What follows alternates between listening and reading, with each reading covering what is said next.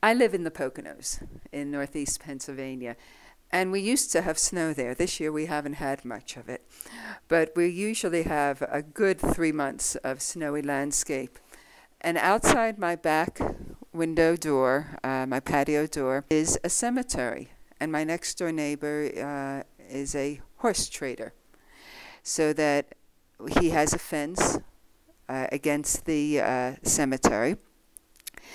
And I'm fascinated. Every day I look out, it's not just in the snow, I'm fascinated every day as I look out my patio door at the way light transitions across the landscape from the morning into the night. When we have a nice full moon, it creates a whole nother kind of world.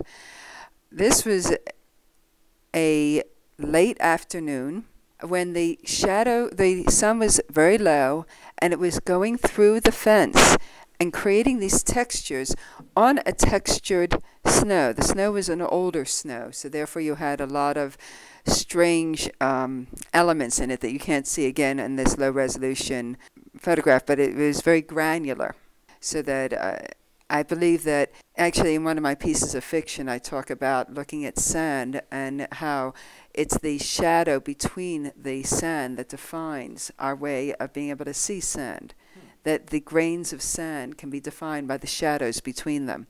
And I was seeing the same thing in the snow. So that this is an area that perhaps you will see photographs by me often, stepping outside my patio door and watching how light plays on the landscape with what is man-made, what is natural. And of course, it is not easy to recognize what this picture is. Tends to be abstract. And that's the thing I like doing with landscape, is I like abstracting landscape. I guess that's one of the reasons I don't do that much landscape, but it's one of the reasons I love David's landscapes, because I see so much abstraction, so much of his vision in his landscapes. And that is what I'm trying to emulate also in that concept. You won't see so many landscapes from me, but that being a photographer who specializes in people doesn't mean that I don't always have my camera ready for what I see. One of the things I like about this image is the metaphor that's embedded in it. Because if you look at the progression of light and shadow from foreground to background, it's almost like a path or a railroad or a sidewalk. Take your pick. But then there's a gravestone parked next to it. But of course, the pathway keeps going. And so there's this interesting side-by-side thing going on here. Now, I'm not artistic enough with language to do it justice, but I very much like that, how the eye is traveling through this photo, and all of a sudden the eye goes, "What's that?" And you lean in closer and you realize that it's a gravestone in a graveyard. And so the side-by-side light and shadow leading off into the distance passes by a place that's standing still.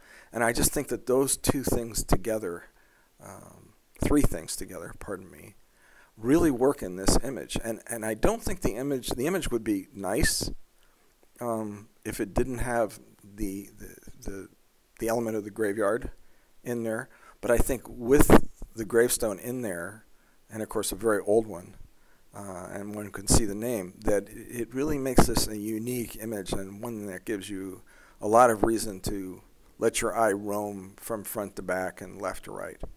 So it's very evocative. I think that's a good place to end this discussion, but with a little bit of saying what we both did with our shadow and light is we were trying to tell a story, and apparently you caught the story I was telling there, and I believe I understood the stories you were telling with your pictures. And I think that's what makes a successful photograph, is if the viewer gets taken into the picture with the photographer and sees something beyond what was in the world, but seeing what was in the photographer's mind and in the photographer's spirit as we took the picture.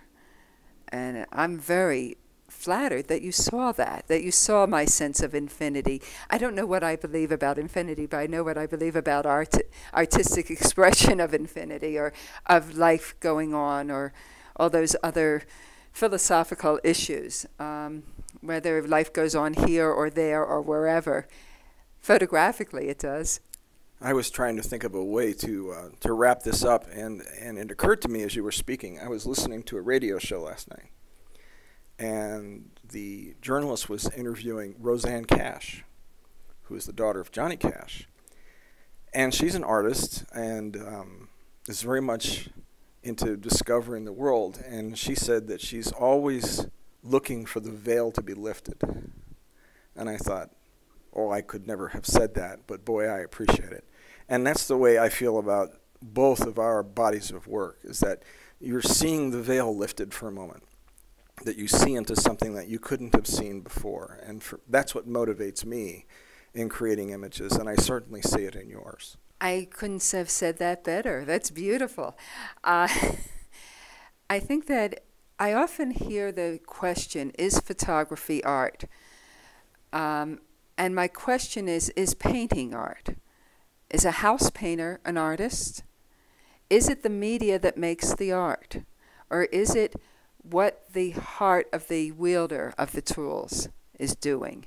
I put all my love of life and my sense of wonder into my photographs. I saw an old video of Diane Arbus, and she talks about how she photographs from the sense of awkwardness, because to her life was awkward, and she photographed some fascinating, I mean, talk about the veil to be lifted, but when she lifted the veil, it was something frightening very often, something poetic and soulful, but also frightening that she saw. I photograph from the sense of wonder and awe, that I am so enamored of what I see.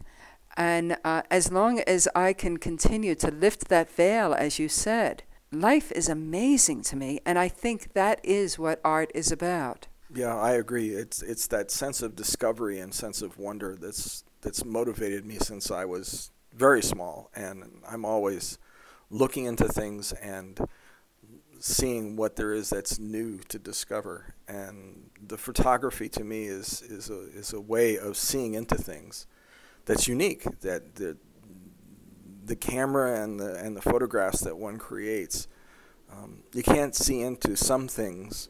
You can't see into them any other way, particularly, for example, time-delayed photographs or high-speed film or things like that.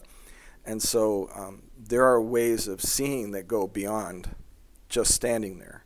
And that sense of discovery is what's kept me going and still keeps me going. I can't wait to see what happens tomorrow. And I can't wait to see what we end up talking about next, because I am enjoying this, David.